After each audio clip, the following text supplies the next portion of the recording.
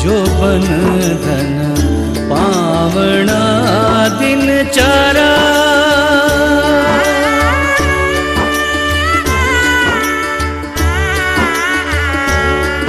जो बंधन पावना दिन चारा, गर्व करे सो घिवारा। जो बंधन पावना दिन चारा। दीप प्रज्वलन का परम पूज्य सदगुरुदेव जी अपने कर कमलों द्वारा इस त्रिदिवसीय सत्संग समारोह का उद्घाटन दीप प्रज्वलन करके किए हैं। अब परम पूज्य सदगुरुदेव जी को माल्यार्पित करेंगे। संत श्री सागर दास जी, बोलिए सदगुरुदेव की जय। साहब जी को माल्यार्पित, परम पूज्य सदगुरुदेव जी को माल्यार्पित कर रहे हैं श्री वीरेंद्र साहब जी। बोलिए सदगुरुदेव की जय। श्री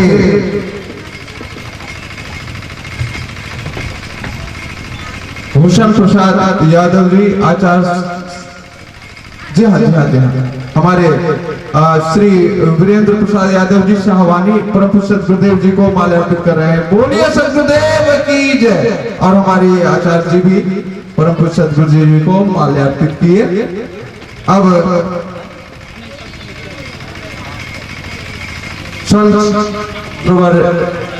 श्री शिव मुनि शास्त्री साहब जी, आप बनारस से पधारे हुए हैं। श्री नीरज जी उन्हें माल्यार्पित कर रहे हैं। बोलिए सदगुरुदेव की जय।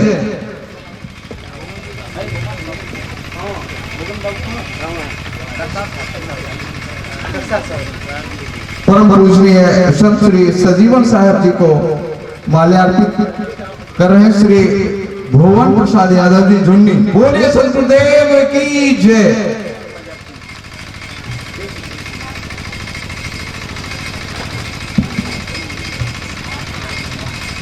अभी अभी श्री भुवन प्रसाद यादव जी दिल्ली पंजाबी विभाग सदगुरु कबीर आश्रम से पधारे हुए संत प्रवर श्री टकसार साहब जी को माल्यार्पित किए। अब संत प्रवर श्री सजीवन साहब जी को माल्यार्पित कर रहे हैं श्री निर्भय स्वरूप साहब जी और महेंद्र साहब जी।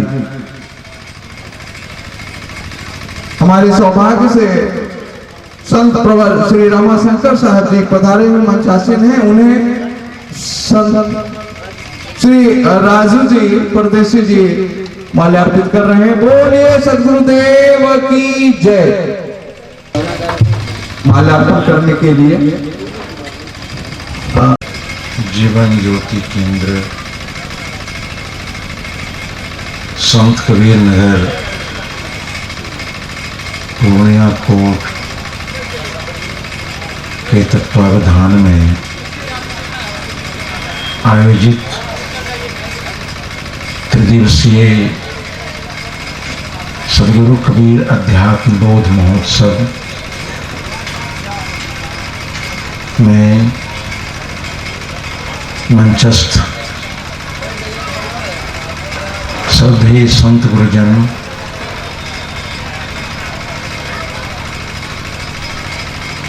जिनमें अधिकांश लोगों का नाम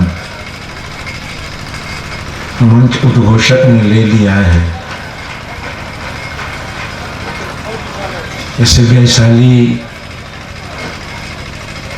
बिहार से ही आए क्रांतिकारी प्रवक्ता श्री रमाशंकर साहेब, देश के भिन्न भिन्न प्रांतों में निरंतर सदगुरु कबीर के अमर संदेश को पहुंचाने में तत्पर श्रद्धेय संत श्री सजीवन साहेब जी, कबीर आश्रम कटिहार, ऐसे कई इनके आश्रम हैं। देश की राजधानी दिल्ली, जहां न केवल कबीरपंथियों के लिए इतना विशाल इनका हृदय, मानव मात्र के कल्याण के लिए एक आश्रम का निर्माता संत श्री टकसाल साहेब जी मेरी बाईं तरफ दाईं तरफ बैठे, जो भारत के भिन्न भिन्न प्रांतों में तो कार्यक्रम होते ही रहते हैं। अभी अभी इंग्लैंड सहित कई देशों में सदगुरु कबीर के विचारों का शंखनाद करते हुए आपके बीच पंडाल में मंच पर प्रतिष्ठित हैं हमारे परम प्रिय शिवमणि शास्त्री जी।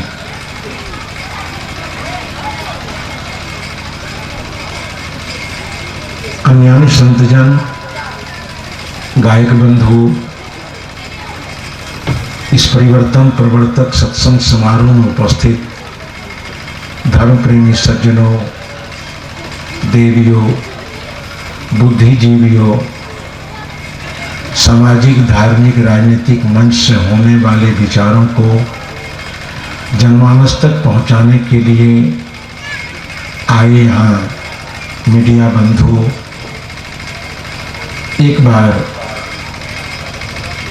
मैं अपना नैतिक दायित्व समझता हूँ कि समागत संत, भक्त,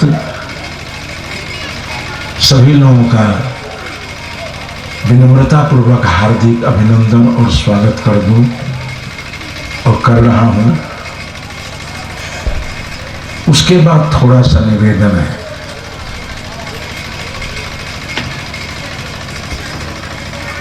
हमारा जीवन समस्याओं से घिरा है, दुख हमारे पास है, हम परेशान हैं, चाहे शारीरिक समस्या हो, पारिवारिक समस्या हो, सामाजिक समस्या हो, आर्थिक हो, राजनीतिक हो, धार्मिक हो, समस्याएं तो हैं। इसका अपलाप हम नहीं कर सकते हैं। भले हमसे कोई पूछता है कि हाल चाल ठीक है ना, तो हम कह देते हैं कि बहुत ठीक ठाक है। कुछ क्षण के बाद उनके हृदय को टटोलो,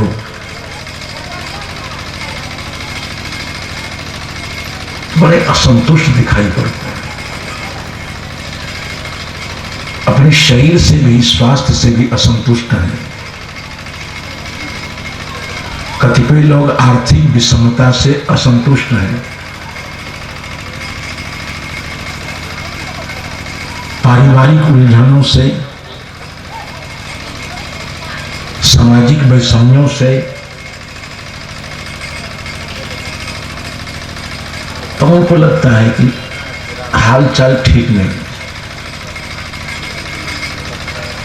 और हमारा हाल ठीक हो जाए, हमारा जीवन सुखमय हो जाए, प्रेममय हो जाए, करुणामय हो जाए, सहिष्णुता पूर्ण हो जाए। हम सभी लोग चाहते हैं, सभी लोगों का अभिलषित विषय है, लेकिन दर दर भटकते हैं इसके। कभी मंदिर में चले जाते हैं, मस्जिद में चले जाते हैं, नदियों के तट पर चले जाते हैं, जहां तहां हम लोग गुहार चलाते हैं, गुहार करते हैं कि हमारे जीवन में स्वास्थ्य, समृद्धि, सम्मान और शांति आ जाए।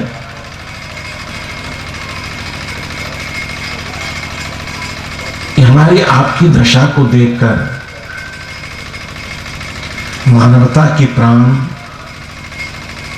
संत हृदय सम्राट सदगुरु कबीर देव एक सुझाव देते हैं। इतना तो आप लोग समझिए, सदगुरु कबीर साहब घनघोर अवैज्ञानिक, काल्पनिक धारणाओं के अंधकार में जीने वाले लोगों के सामने, अज्ञान के निशा में जीने वाले लोगों के सामने सदगुरु कबीर एक सुंदर बिहान है, प्रभात है। जब सुबह आती है ना, तो रात का अंधकार छिन्न भिन्न हो जाता है। इस अज्ञान अंधकार को दूर करने के लिए सदगुरु कबीर देव एक सुंदर बिहान है। हमारे जीवन में जितने प्रश्न हैं, उन सारे प्रश्नों के सदगुरु कबीर सही समाधान है। हमारे जीवन की दशा को देखकर कबीर देव एक सुझाव देते हैं कि भाई बहनों, दुख तुम्हारे जीवन में क्यों है? तो दुख देने वाला कोई भगवान है क्या? कोई समय है क्या? या तुम्हारे भाग्य में ही दुख लिखा हुआ है?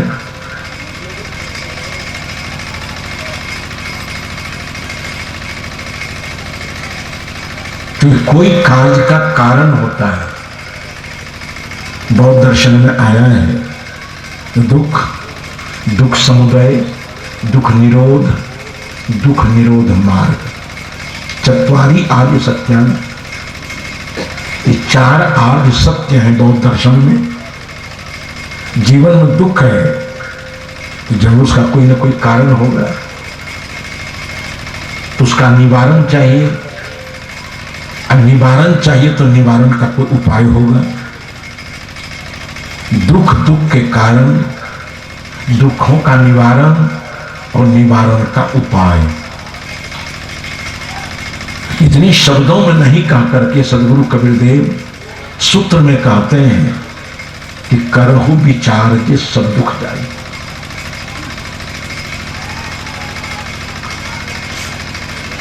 जिन कारणों से समाज में कोलाहल है, मनोमालिन्य है, अहंकार है और घृणा है, कुछ ऐसी मान्यताएं हैं, ऐसे प्रचलन में हम चल रहे हैं कि कहीं कोई अंधकार में, अहंकार में जी रहा है, तो कहीं कोई घृणा की खाई में जी रहा है। यहाँ छूत है तो अछूत है, सवर्ण है तो असवर्ण है। यहाँ कोई जन्मना अधम है तो कोई जन्मना उत्तम है। सदगुरु कबीर देव कहते हैं कि भाइयों, इस पर जरा विचार करो। और जिस समय तुम विचार करोगे, इस सारे दुखों का कारण तुमको समझ में आ जाएगा।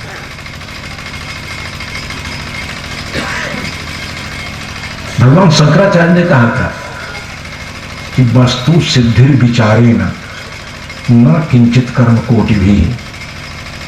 विचारों से वस्तु की सिद्धि होती है। बाबा तुलसी ने भी एक जगह कहा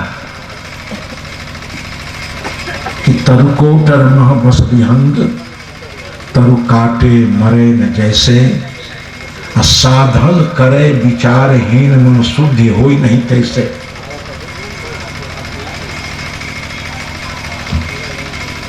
विचारों के बिना हम उलझनों से ऊपर नहीं उठ सकते हैं। विचार के बिना हम कहीं न कहीं उलझ जाते हैं। एक छोटी सी कहानी कह दूं, शायद बात स्पष्ट हो जाए। एक बहुत चतुर व्याधा था, जंगल में गया, कुछ पक्षियों को पकड़ा, उसमें एक सुग्गा को ही पकड़ लिया और पिंजरा में बंद करके उस सुग्गा को हाथ में उतार दिया। समझदार था।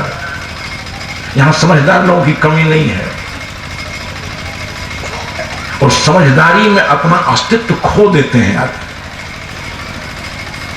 अपने को समझदार तो कहते हैं, इन समझदारों के बीच उसकी समझदारी बिल्कुल अवैज्ञानिक हो जाती है।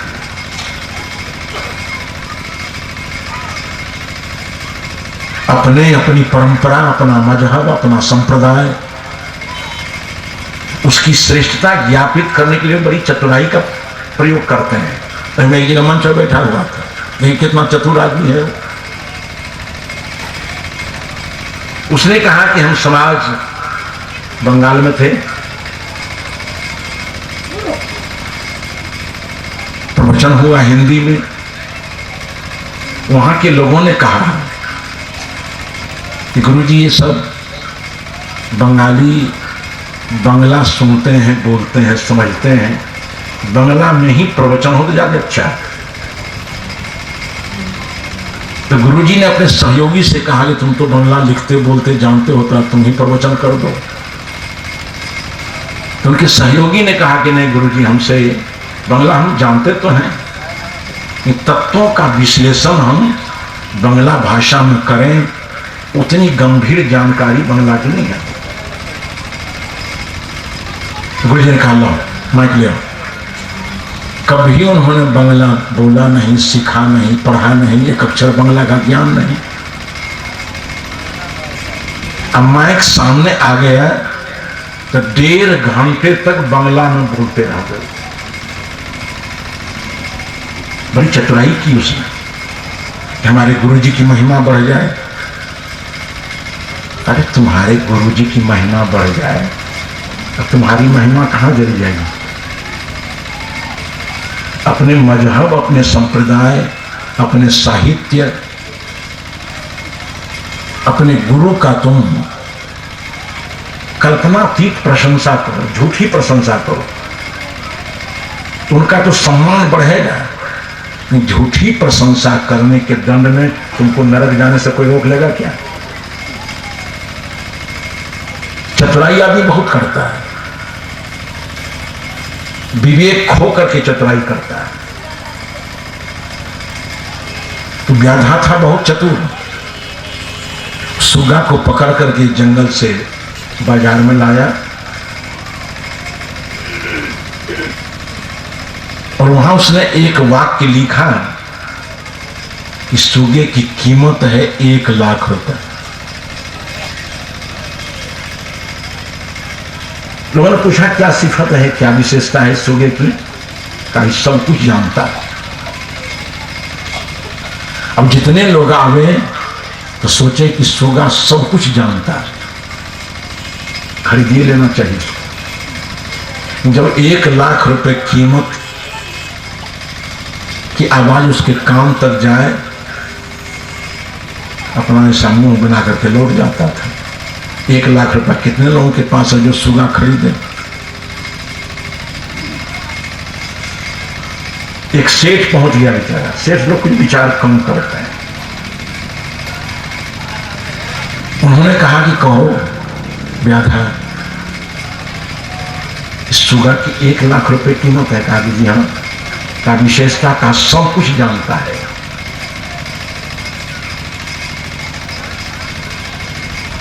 सेठ जी ने गहराई विचार नहीं किया, सीधे कहा गंगा प्रसाद तुम सब कुछ जानते हो क्या? सुगा ने कहा इसमें क्या शक है। तो पंडित जी को और कुछ से मतलब नहीं होता है, उनको तो मतलब सेठ जी को केवल सत्यनारायण की कथा से होता है। सब दिन लोगों का गर्दन रेतते रहे, धोखा देते रहे, मिलावटबाजी करते रहे। साल में 2-4 बार सत्यनारायण की कथा कहवाए थोड़ा पाप कट छट जाता है, धर्म है उनको। ये भी उनकी चतुराई है। आप विचार करो, यहां भी विचार करो, बुराई आपने किसके साथ किया? समाज के साथ। हमारे स्वार्थपूर्ण गलत कर्म से समाज के लोग रोते हैं। समाज का हमने शोषण किया है, दोहन किया है, उत्पीड़न किया है। हमारे अवैध व्यवहार से समाज के लोग दुखी हैं। हम कथा कह दें सत्यनारायण भगवान की, सत्यनारायण भगवान हमारे पाप को माफ कर दे, तो ऐसा चाहने वालों की बेवकूफी और सत्यनारायण भगवान की बेईमानी की कोई सीमा है क्या? सत्यनारायण भगवान को क्या हक है किसी को माफ कर देने का? अरे तुम्हारे कर्म से समाज के लोग रो रहे हैं, उसकी आंखों में आंसू हैं, तो परेशान करो तुम इंसान को, तुम्हारी कथा से प्रसन्न होकर के भगवान उसको माफ कर दे। कहां तक आपको उचित मालूम पड़ता है? क्या हक? तो सेठ जी ने सोचा एक ही बार में 1 लाख रुपए लग जाएंगे। अब महीने महीने हम कथा कहवाते हैं, पंडित जी को दक्षिणा देनी पड़ती है, दही चूरा खतरा में पड़ जाता है। एक बार 1 लाख रुपए खर्च कर देंगे, सारे उलझन से बच जाएंगे, हम जब चाहेंगे तब सुन लेंगे। तो 1 लाख रुपए गिन दिया। सेठ जी ने विचार नहीं किया कि मनुष्य विवेकशील प्राणी है, इसके विचारों में उत्कर्ष होता है संग स्वाध्याय वातावरण से। ये विवेकशील प्राणी मनुष्य दुनिया की समस्त भाषाओं की जानकारी नहीं प्राप्त कर सकता है, भला इस सुगा सब कुछ कैसे जान लेगा? विचार नहीं किया। भावुकता में से 1 लाख रुपए दे करके सुगा लेकर के चला गया। और रास्ते में बार बार पूछता है कि गंगा प्रसाद तुम सब कुछ जानते हो ना? कहा इसमें क्या सच है? सेठ जी तो धरती छोड़ते जा रहे हैं। और जब सुगा का पिंजरा करके घर पर गए तो टांग तो दिया दरवाजे उसको, विज्ञापन निकाल दिया कि है कोई पंडित मौलवी पादरी साधु संत और हमारे गंगा प्रसाद से शास्त्रार्थ करो, ये सब कुछ जानता है। विज्ञापन को सुनते ही सबसे पहले एक मौलवी जी फंस गए। मौलवी ने सोचा है कि कैसा सुग्गा है भाई, सब कुछ जानता है, जरा टटोले। कुछ किताब का पढ़ा हुआ था, लेकिन विचार की गहराई उसके पास भी नहीं थी। गया और गंगा प्रसाद से कहा सुनने में आया तुम सब कुछ जानते हो, कहा इसमें क्या शक है? मौलवी ने सोचा कि आदमी से शास्त्रार्थ करें, हार जाए तो मुंह दिखाने लगे नहीं, और सुगा से कहीं हार गए तो मरना अच्छा हो जाएगा इससे। सुन चल दिए मौलवी साहब। जब मौलवी साहब पछाड़ खा गए, चल दिए, तो सेठ जी थोड़ा थोड़ा और ऊपर उठने लगे। जब एक आदमी पछाड़ खा गया, उसके गंगा प्रसाद से कहा 1 लाख सार्थक हुआ हमारा। इतने में एक पंडित जी चले आए। पंडित जी ने कहा क्या मामला है? सेठ जी कहा कि एक तो गया, तुम आए हो जांचने के लिए, हमारे पास नहीं है, देखो गंगा प्रसाद सब कुछ जानता है। पंडित जी भी केवल किताबी ज्ञान के पंडित थे, तर्क उनके पास नहीं था। व्हाट किए बिना कुछ कहा गंगा प्रसाद तुम सब कुछ जानते हो, कहा इसमें क्या सके? पंडित जी फिर छोड़ दिए। कहा जटिल समस्या आ गई है। जब पंडित जी भी चले गए तो सेठ जी और 2-4 फीट ऊपर चले गए थे। इतने में एक पादरी चला आया। कहा सेठ जी क्या मामला है? कहा 2 पछाड़ खा करके चला गया, तुम आए हो खा लेने के लिए।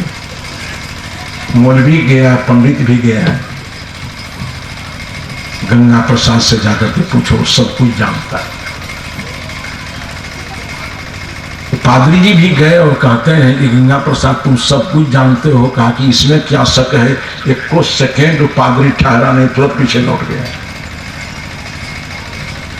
ये सारे लोग पछाड़ खा करके चले गए तो पीछे से एक पारखी संत चले जो परख परख करके बातों को मानता है,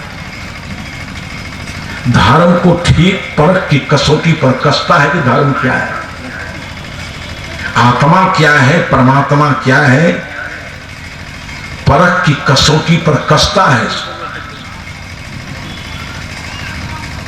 धर्म क्या है, अधर्म क्या है, कर्तव्य क्या है, कर्तव्य क्या है, पूज्य कौन है, अपूज्य कौन है, खाद्य क्या है, अखाद्य क्या है, पेय क्या है, अपेय क्या है।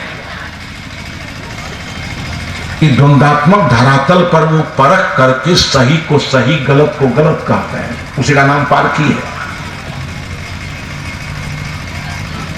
वो पारखी संत को पता चला है कि सेठ जी के यहां पता नहीं क्या जादू आ गया है, मौलवी पछाड़ खा गया, पंडित जी पछाड़ खा गए। अभी अभी देखते हैं कि पादरी भी भागा जा रहा है। तो पारखी संत ने जाकर के कहा कि शेर जी क्या मामला है। कहा अरे भैया बड़े बड़े लोग चले गए, तुम भी जब की रमणी पढ़ करके आए हो इसका था लेने के लिए। कहा मामला क्या है। कहा हमारा गंगा प्रसाद सब कुछ जानता है। पारखी संत ने कहा कि जरूर कुछ न कुछ गड़बड़ी है इसमें, इस सुगा सब कुछ कैसे जान लेगा।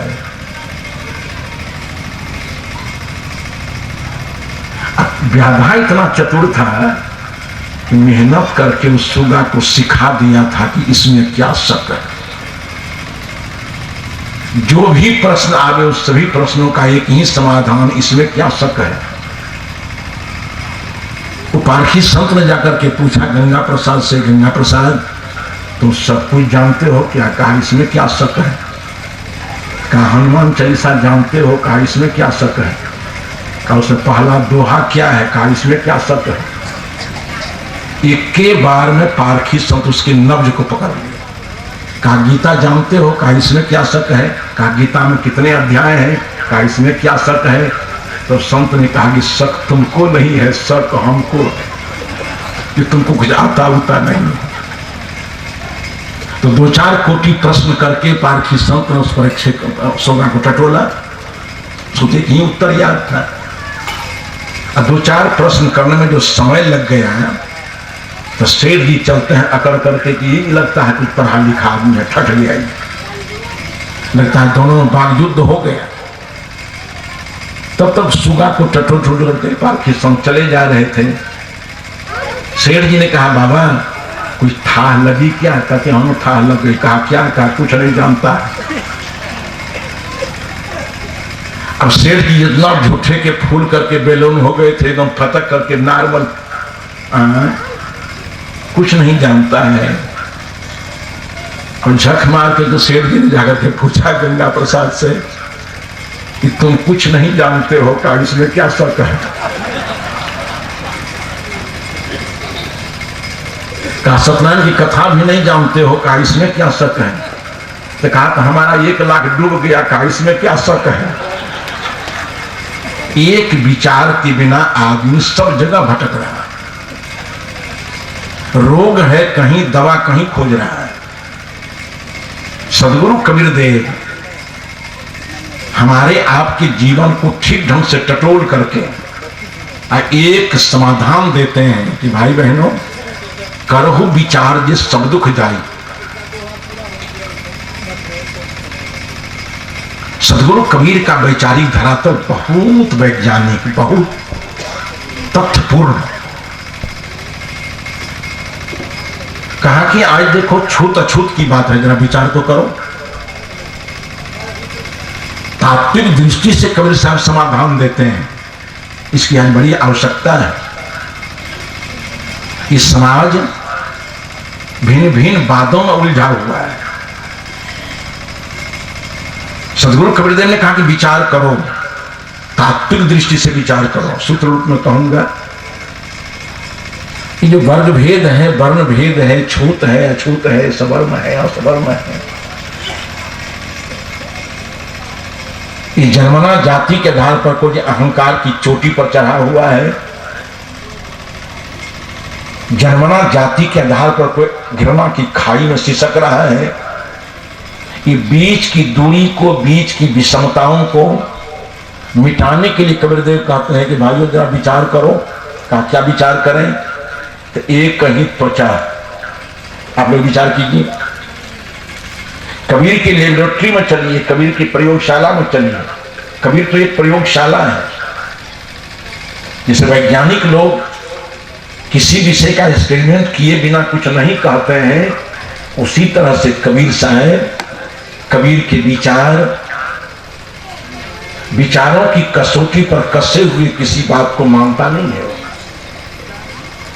कबीर साहब ने कहा सभी लोग विचार करो कि एक ही त्वचा, एक मलमूत्र, एक रुधिर, एक बूंदा और एक बूंद से सृष्टि रची है, को ब्राह्मण को शूद्र। विचार करो इस पर।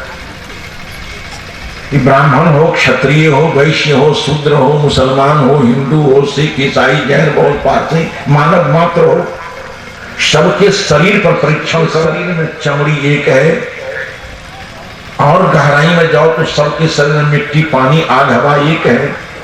एक ही तत्वों के कण से हम सभी लोगों के शरीर बने हुए हैं। कबीर साहब का मूल पद है एक ही त्वचा। त्वचा माने चमड़ी, हार, मलमूत्र, एक रुधिर, एक बूंदा, एक बूंद से सृष्टि रची है। प्रश्न है को ब्राह्मण को शूद्र। 615 वर्ष लगभग हो गए इस प्रश्न को सामने आए। 615 वर्ष हो गए। आज तक दुनिया के कोई चिंतक हिम्मत बटोर नहीं सका कि कबीर साहब के इस प्रश्नवाचक चिन्ह का उत्तर दें। प्रश्न है इस पंक्ति के अंत में, को ब्राह्मण को शूद्र। प्रश्न है, प्रश्नवाचक। किसी के पास हिम्मत नहीं है जो कह सके कि ये शूद्र है, ये ब्राह्मण। ये वर्णवादी व्यवस्था को, जातिवादी व्यवस्था को दूर करके मानवतावादी विचारधारा को स्थापित करने का प्रयास सदगुरु कबीर ने किया है। और आप तमाम लोगों को कहते हैं तुम भी विचार करो। एक दिन सदगुरु कबीर साहब कुछ लोगों को बुला लिया, उसमें हिंदू भी है, मुसलमान भी है, ईसाई भी है। आप लोगों के वर्ग में ब्राह्मण है, क्षत्रिय, वैश्य है, शूद्र है। अब चारों को ले गए अपनी प्रयोगशाला में। कहानी काल्पनिक है। चारों वर्गों के लोगों के शरीर को थोड़ा सबको मिला दिया। और कबीर साहब का अपने पंडित जी जो वर्णवादी विचारधारा के संस्थापक तो वही है बेचारे, तो पंडित जी को अपनी प्रयोगशाला में कबीर साहब बुलाते हैं। कहा पंडित जी कहो कि चमड़े का ढेर लगा हुआ है, कौन मुसलमान वाला है, कौन बैकवर्ड वाला है, कौन फॉरवर्ड वाला है, कौन चमड़ा ब्राह्मण वाला है, कौन क्षत्रिय वाला है, कौन वैश्य वाला है। तो पंडित जी कहा कि पता नहीं चलता है, चमड़ा तो चमड़ा है। कहा कि आगे और चलो, खून की धारा बह रही है। ये खून हिंदू वाला है कि मुसलमान वाला, ब्राह्मण वाला है, क्षत्रिय वाला कि वैश्य वाला। कहा कहां से कहां हम भटक कर चले आए इनके पास, तो कोई उत्तर हमारे पास नहीं। कहा गुरु जी खून खून है, परेशान मत करो, छोड़िए तो हम चले जाए यहां से, हम कोई उत्तर नहीं दे सकते हैं इसका। कहा कि और बना हड्डी के टुकड़े थे। कहा हड्डी ब्राह्मण वाली है कि शूद्र वाली की, क्षत्रिय वाली की, वैश्य वाली की, ब्राह्मण वाली की, हिंदू वाली की, मुसलमान वाली। का हड्डी हड्डी की तरह लगती है, किसकी है नहीं कहा जा सकता है। कबीर साहब ने आगे बढ़ करके कहा कि मांस का लोथड़ा है, किसका वाला है। और आगे चलो, पैखाना और पेशाब की टंकी तक कबीर साहब ले गए। कहा ये बताओ पंडित जी, किस टंकी में से माजमा वाला गंध आती है, सेंटेड कौन है जी। खीस पे खाना की टंकी में से सुगंध आती है, किसमें से दुर्गंध। पंडित तबाह हो गई। का एक बात और कहो, अगर तत्व ज्ञान तुम्हारे पास है तो हर शरीर में जो चेतन आत्मा है वो हिंदू है कि मुसलमान, स्त्री है कि पुरुष, आत्मा को तुम किस वर्ग में बांट सकते हो? ऐसे तुम्हारे प्राचीन ऋषि ने कहा है कि न स्त्री न पुमानेश न चैवायन न पुंसकः जग जग शरीर मादत्ते तेने तेने सुयुज्यते। न स्त्रीलिंग है, न पुल्लिंग है, न उभयलिंग है, ये लिंगातीत है। कहीं हम आत्मा का विभाजन नहीं कर सकते हैं। अकाली पंडित जी एक बात और कहो, ये आकाश के नीचे खड़े हो, ये आकाश हिंदू वाला है कि मुसलमान वाला? पंडित जी बकराहट काट रहे थे, कखनी फुर्सत मिलेगी चल रहे यहां से। का आकाश आकाश है, कह नहीं सकते हैं किसका वाला है। अच्छा और सोचो, इस हवा में जी रहे हो, वो हवा हिंदू वाली है कि मुसलमान वाली? भारी दुर्दिन है आज का। जो पानी पीते हो वो पानी हिंदू वाला है कि मुसलमान वाला? अब पंडित जी हाँ ना के बीच में अटक गए एकदम। का पंडित जी और को जिस धरती पर खड़े हो वो धरती हिंदू वाली है कि मुसलमान वाली? हंस रहा है कोई आदमी तो पता चलता है कि हंसी हिंदू वाली है, ये हंसी मुसलमान वाली है। किसी को कोई दुख है वो कहर रहा है, उसकी कराह को सुन करके लगता है कि हिंदू वाला कहर है कि मुसलमान वाला है। का कुछ पता नहीं चलता है। का इतनी समानताओं के रहते हुए, शरीर की समानता, तत्वों की समानता, ये तमाम जीवन जीने के प्राकृतिक संसाधनों की समानता, सुख दुख की समानता, हंसने और रोने की समानता, इतनी समानताएं रहते हुए भी विषमता का बीज तुमने क्यों बो दिया? आज तक धरती तल पर समता मूलक समाज की स्थापना होने क्यों नहीं दी तुमने? सदगुरु कबीर साहब इसके पक्षधर थे कि वर्ग वर्ण विहीन समता मूलक समाज की स्थापना हो धरती पर। कबीरदेव ने कहा कि करो विचार, कि वर्ग वर्णवादी विचारधारा उन्मूलित होगी जिस दिन तुम विचार करने लगो। एक बार अब शुद्धाधिकरण लिखा हमारे शास्त्री जानते, गैर ब्राह्मण को शंकराचार्य परंपरा आदमी नहीं मानता, गैर ब्राह्मण को आदमी नहीं कहता। एक बार मैं इलाहाबाद में था, धर्म संघ लगा हुआ था कृपात्री जी महाराज का, और उसके उनके मंच से थोड़ी दूर पर विश्व हिंदू परिषद, स्वामी विवेकानंद जी की बड़ी सी मूर्ति प्रतिमा लगी हुई है वहां। अंगुली निर्देश करके कृपात्री जी ने कहा कि इन सुअरों को देखो।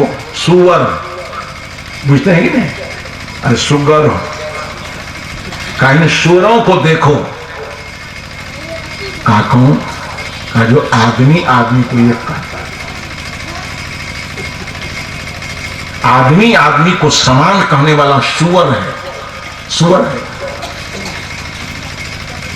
अभी कुछ दिन पहले जब किशनगंज में हिंदू विश्व परिषद लगी और वहां शंकराचार्य जी पहुंचते हैं तो कहते हैं कि हिंदुओं एक हो जाओ। उनके 600 वर्षों के बाद शंकराचार्य बाद पर सदगुरु कबीर बाद की विजय हो गई। आज शंकराचार्य को स्वीकार करना पड़ा कबीर साहब का मानवतावादी सिद्धांत, हिंदुओं एक हो जाओ।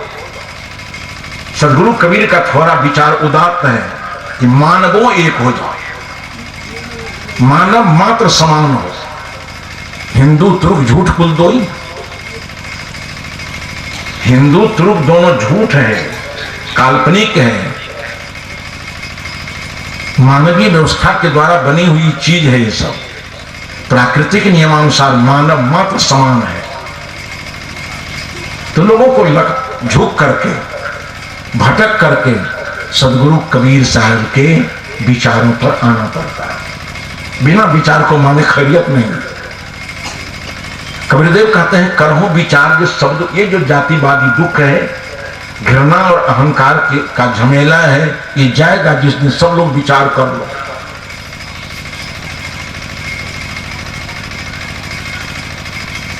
आज देखो, विचार किए बिना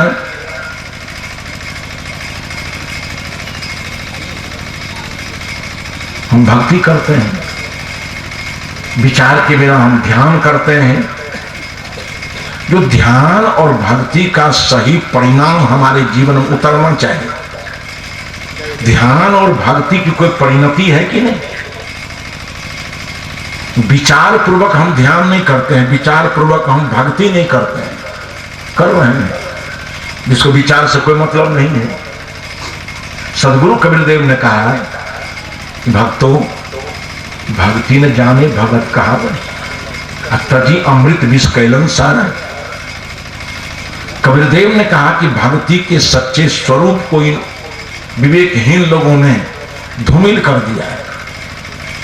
कबीरन भक्त बिगाड़िया कंकर पत्थर धोए, अंदर में विषराखी के अमृत दारिन खोए। भक्ति की लंबी व्याख्या, उसका परिष्कार व्युत्पत्ति में नहीं करूंगा, समय उतना नहीं है। और आप लोगों ने सुन लिया है कि हम देर तक बैठ नहीं सकते हैं, कुछ लाचारी मेरे शरीर के साथ।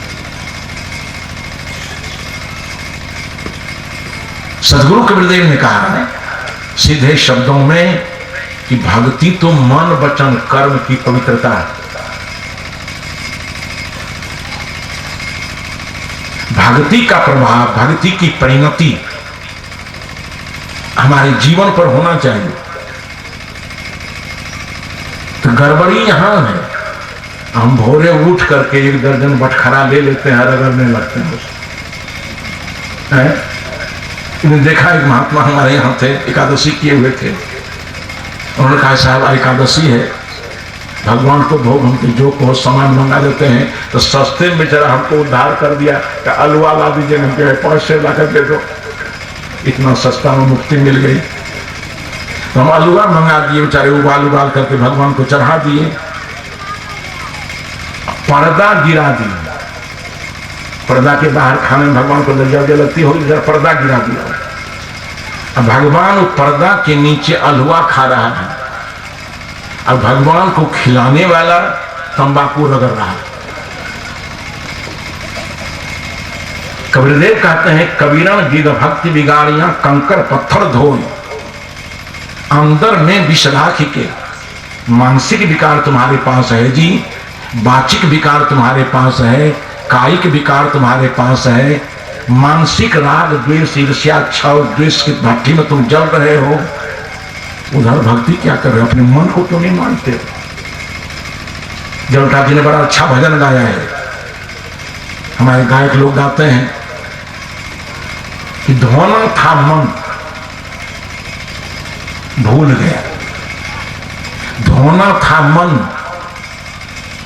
सारे उपद्रवों का मूल कारण मन है। मने मनुष्यानां कारणं बंध मोक्षयो। मानसिक विकार ही हमारी इंद्रियों में उतरते हैं। मन स्थिति जब हमारी बिगड़ती है तब इंद्रियों की स्थिति बिगड़ने लगती है, क्योंकि मन के चलाए तन चले। मन के इशारे पर सारी इंद्रियां चलने वाली हैं। जलोटान जी ने भजन गाया कि धोना था मन भूल गया, धोता रहा तन मल मल के। 2-3 बातें बहुत महत्वपूर्ण आई हैं इसमें। धोना था मन भूल गया, धोता रहा तन मल मल के, घर का ईश्वर भूल गया, तीर्थ करता चल चल। शरीरस्य ईश्वर शरीर ईश्वर। ये जो शरीर रूपी घर है, इसका ईश्वर कौन है? भगवान कृष्ण ने कहा कि ईश्वर है यक्षाप्युत्क्रामतीश्वर। इस शरीर का अतिक्रमण करके जाने वाला ये शरीर ईश्वर है। शरीर की चेतन सत्ता को भगवान कृष्ण ने ईश्वर कहा। तो आपका जो शरीर रूपी घर है वहां ईश्वर बैठा हुआ है, इसको भूल गए हम, अब तीर्थ भटकने लगे। अब बाहर जो घर हमारा है ईमानदारी की बात सोचो, बाहर जो हमारा घर है उस घर के ईश्वर माता पिता है। अब इस आत्मा और माता पिता को छोड़ करके न मालूम कहां कहां भटकते हैं हम।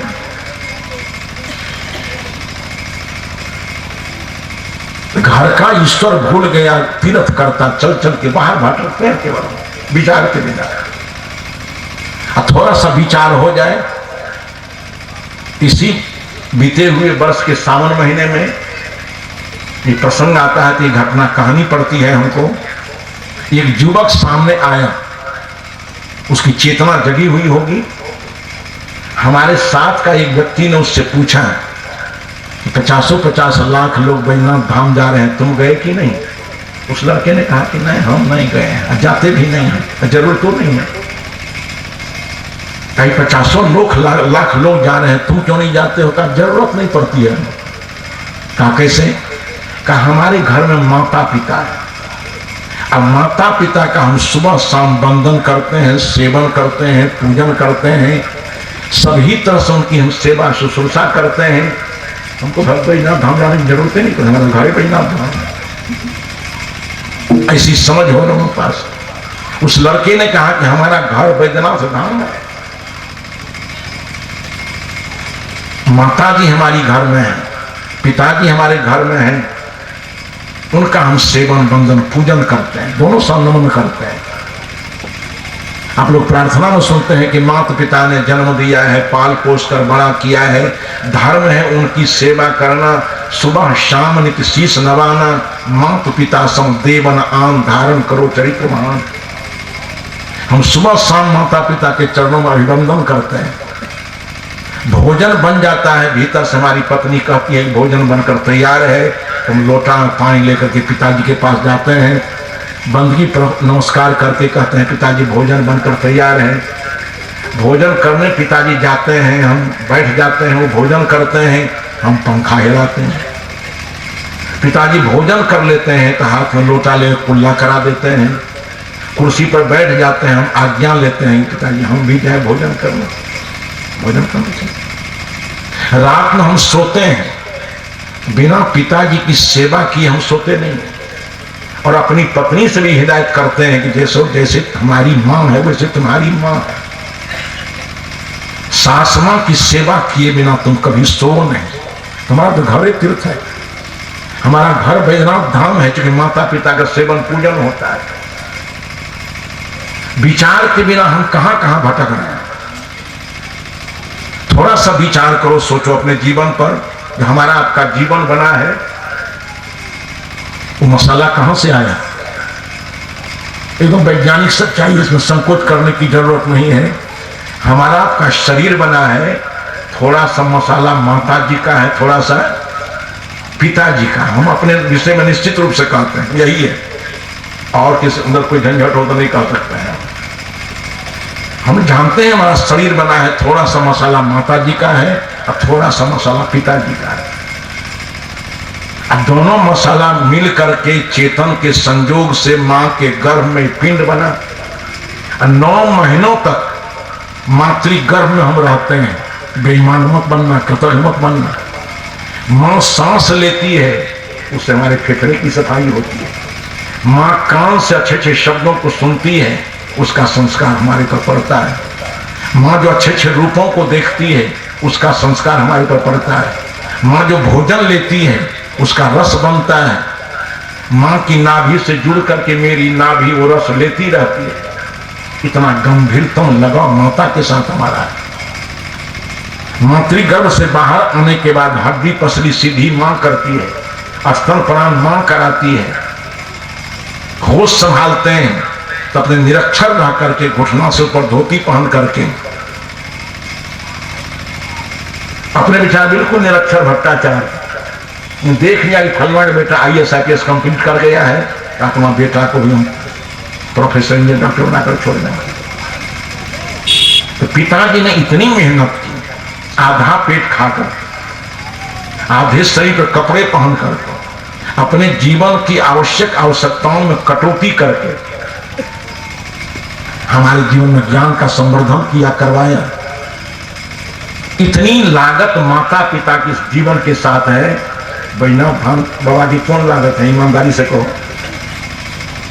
जन्म से लेकर के जन्म के विकास तक में वैष्णव बाबा की कौन लागत है? चाहे गहीर के, चाहे सोखा मोखा के, चाहे हनुमाने जी ले लो, कोई देवीय देवता ले लो, क्या लागत है? किसी की कोई लागत नहीं। ये विचार करने से बात साफ हो जाएगी। तो आप मातृ पितृ भक्त बन जाओगे कि हमारे शरीर के उद्भव में, विकास में माता पिता के अलावा और किसी की लागत नहीं है। आज विचार हम नहीं करते हैं, बहुत से लोग मांसाहार करते हैं। थोड़ा विचार तो करो कि मनुष्य हो, पक्षी हो, पक्षी हो, सबको अपनी अपनी जिंदगी प्यारी है क्या? हमको अपना जीवन जितना प्यारा है, जानवरों को भी उतना ही प्यारा है। प्रयोग करके देखना, एक सुई हाथ में ले लो, अपने बदन के किसी अंग पर उसको सटाओ और धीरे धीरे उस सुई का नोक आपके चमड़ी के अंदर जाए, कितना आराम देगा वो। थोड़ा विचार करो, एक सुई का नोक हमारी चमड़ी के अंदर जाए, कितना पीड़ादायक है, कितनी पीड़ा मिलती है उससे। उसी तरह से पशु को भी अपनी जिंदगी प्यारी है, उसको भी सुख दुख है। उसकी गर्दन पर छुरी कैसे चला देते हैं? जिस दिन विचार करोगे कि अपनी अपनी जिंदगी सबको प्यारी है, उस दिन तुम्हारा हिंसात्मक भाव चला जाएगा। उस दिन तुम मांस मछली खाना छोड़ दोगे। आज विचार नहीं करता है आदमी। 1% भी लाभ नहीं है शराब पीने से। आज हमारे देश के तमाम लोगों को विचार करना चाहिए, युवजन को विचार करना चाहिए, वृद्धों को विचार करना चाहिए कि हमारे जीवन में शराब का कोई महत्व नहीं है। 1% लाभ नहीं है, हम क्यों पी रहे हैं इसको? थोड़ा सा विचार करें तो अभी देखा मैंने, इस सरस्वती पूजन का समय था, कहीं से मिट्टी का ढेला लाया, कहीं से बांस को चीर करके फट्टी उठी बनाया, खड़ का एक नक्शा बनाया, मिट्टी लपेट दिया, कलाकार उसको नाक मुंह बना दिया, अब बाजार से थोड़ा रंग अबीर ला करके इतना सजा दिया है। आदमी बड़ा स्वार्थी होता है। एक दिन कहा कि सरस्वती माँ है, हम की तो तुम्हारा कृत्रिम रूप है, तुमने रूप बनाया है, उसका जो ओरिजिनल रूप है पीछे। हम के पीछे जाकर के देखो क्या है, तो वही मिट्टी, वही फट्टी, वही खड़, वही डोरी। वो कलाकार से हमने कहा कि रे बेईमान, आगे इतना सजाते हो तो कम से कम पीठ में चूना भी तो लगा दो। अभी सरस्वती पूजा करते हैं विचार के बिना। सरस्वती का मतलब होता है ज्ञान शक्ति, और सरस्वती पूजन का मतलब होता है ज्ञान की उपासना।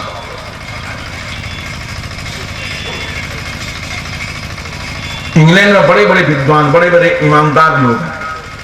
शास्त्री जी वर्णन करते हुए 1 महीना रह करके इंग्लैंड से आए हैं। रात में बहुत देर तक मेरे पास बैठे बैठे, साहब क्या कहा जाए। इंग्लैंड के लोगों की दिनचर्या, वहां के लोगों की ईमानदारी, वहां के लोगों की कर्तव्य निष्ठा, वहां के लोगों की निश्चलता जीरो है, कुछ नहीं। भारत कुछ नहीं। अब बड़े बड़े विद्वान, लेखक, लिखे, वैज्ञानिक अब सरस्वती पूजा करता है कि नहीं? सत्य यही बता रहे मेरा, ज्ञान की उपासना करता है। दुनिया के अन्य देशों में ज्ञान की उपासना करते हैं। आज के हमारे बच्चे हैं, उनके पास विचार नहीं है, मूर्ति बना लेता है, खूब चंदा करता है।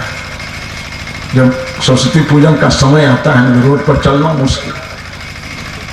1 महीना पहले से ढट्ठा उठा लगा देता है। इधर हम बस से जा रहे हैं, बस कंडक्टर से कहा कि दे दो चंदा, तो ड्राइवर कहा कंडक्टर से कि 21 रुपया दे दो करके। क्या 21 टका? 51 रुपया दोनों तो मार करके मुंह फुला दें, तो दे देता है बेचारा। मार मार करके चंदा वसूल लिया। क्या किया? कहीं कहीं तो वेश्या को बनाया देते। ये सरस्वती पूजन का जो समय है, दिन है, ज्ञान संवर्धन के लिए है कि ज्ञान हरण के लिए है? इससे ज्ञान का संवर्धन तो नहीं होगा। वेश्या को लाकर के नचा दिया, और यहीं पूर्णिया में ही एक आदमी हमको मधुबनी तरफ से आया, कहा सरस्वती पूजन किया हमारा पोता, और पूजन में इतनी शराब पी ली उसने कि 7 दिन से होश नहीं आया है। तो बेहोशी का पर्व है क्या? विचार के बिना सरस्वती पूजा कर रहे हैं। ज्ञान की उपासना करो। सरस्वती का मतलब ज्ञान शक्ति, सरस्वती पूजन का मतलब ज्ञान की उपासना करना। ये सारी पद्धतियां बिना विचार के चल रही हैं। शराब हम बिना विचार का पी रहे हैं। जितने अनैतिक कर्म हैं सब विचार के बिना हो रहे हैं। सदगुरु कबीर देव ने कहा करो विचार। सारे गलत कर्मों से अलग हटना चाहते हो, अस्वस्थता से अलग हट करके जीवन को स्वस्थ बनाना चाहते हो, तो विचार करो स्वस्थता हमारी कहां चली गई, रोग हमारे कहां से आ गए। एक आदमी कहा, एक परंपरा है, देखिए भाग्य कहा और भगवान कहा, जान लो ये किसी व्यक्ति विशेष के दिमाग की उपज है। आदमी को बदहोश कर देने के लिए भगवान लाया लोगों ने। कई दुख क्यों भोग रहे हो? अब भगवान की यही मर्जी है, बैठे रहो। भगवान को लोग इतना बढ़िया से लाया, इतना ही समाज के लोगों को अपाहिज बना दिया है। किसी व्यक्ति विशेष के दिमाग की उपज है कि भगवान तुमको गरीब बना दिया, अमीर बना दिया। भाग्य में तुमको गरीबी लिखा हुआ है, मूर्खता भाग्य में है। और जिस समय विचार का उत्कर्ष नहीं हुआ था, उस समय लोग कहते थे, पंडित जी से कहते हैं, देखिए पंडित जी हाथ में विद्या की रेखा है कि नहीं? विद्या की रेखा बनाने वाले लोग, बताने वाले लोग हजारों साल तक यहाँ के लोगों को अज्ञान के अंधकार में ठेल दिया है। आज लोगों के दिमाग में चमक आई है, चेतना जगी है, तो आदमी समझने लगा है कि हाथ है हमारा, रेखा बनाने वाला कौन हो? हम अपना श्रम करके अपने हाथ में रेखा बनाएंगे। जो चेतना जगी, आज देख लो कहाँ है भगवान, कहाँ है भाग। एक बात और गौर कीजिए, यहाँ बहुत लोग गरीब थे, अमीर थे लोग। भगवान की दी हुई अमीरी थी, भगवान की दी हुई गरीबी थी, भगवान की दी हुई विद्वत्ता थी, और भगवान की दी हुई मूर्खता थी। जब चेतना जग गई तो आज कहां चले गए राजे महाराजे? उनके भाग का दस्तावेज फट गया क्या? ये सारे जमींदार लोग कहां चले गए? सारे राजे महाराजे कहां चले गए? आज सब लोगों की दशा कुछ सुधरती जा रही है। क्या है? वो भी सामाजिक व्यवस्था का दोष है। गरीब गरीब होता जा रहा है, अमीर अमीर होता जा रहा है, व्यवस्था का दोष है। उसमें न भगवान कारण है न भाग कारण है। भाग्यवाद और भगवानवाद का दस्तावेज फट गया है। सदगुरु कबीर का पुरुषार्थवादी दस्तावेज आया है। सदगुरु कबीर देव ने कहा कि भाई विचार करो, एक तरफ भगवानवाद की धारा है और दूसरी तरफ भाग्यवाद की धारा है, और दोनों धाराओं के बीच से सदगुरु कबीर की पुरुषार्थवादी धारा चलती है। करो और पाओ। बिना किए हुए भौतिक उत्कर्ष नहीं होगा, बिना साधना किए शांति जीवन में नहीं आएगी। विस्तार नहीं करूंगा। सदगुरु कबीर देव ने कहा करो विचार जो सब दुख जाए। विचार के बिना ये सारी अवैज्ञानिक धारणाएं चल रही हैं। थोड़ा सा विचार करो तो बेटा। बैजनाथ धाम जाता है आदमी, विचार से जाता है। स्वच्छ पानी रहेगा जी, तुरंत गंगा जी का पानी लो, चाहे जहां का गोदावरी का जहां का पानी लो। बहुत तेज सवारी से जल्दी चले जाओ बाबा बैजनाथ के पास, उनका भी स्वास्थ्य ठीक न हो जाएगा। ताजा पानी मिल गया उनको भी। लेकिन विचार के बिना कोई पैसेंजर बम जाता है और कोई डाक बम जाता है, और जिसका विवेक सरपट्टे मर गया है, उस सुल्तानेगंज से पेटकुनिया बम जाता है, कहीं विचार करता है क्या?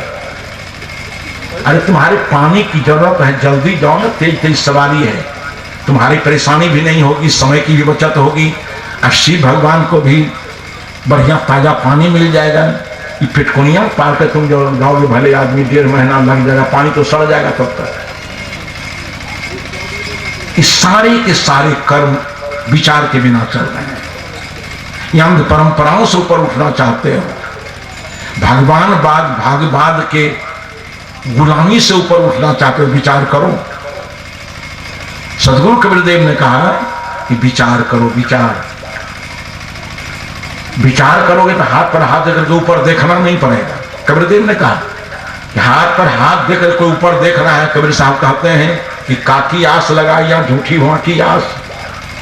किसके भरोसे हाथ पर हाथ देकर के ऊपर देख रहे हो? ऊपर में तुम्हारी समस्याओं को समझने वाला और तुम्हारा समाधान देने वाला ऊपर में कोई नहीं। इस समझदार संत गुरुजनों की शरण में जाओ, अपनी समझ को जगाओ और समझ के आलोक में भौतिक संकटों को दूर करने के लिए विवेक पूर्वक न्याय पूर्वक श्रम करो, और शांति चाहते हो विवेक पूर्वक ध्यान साधना करो।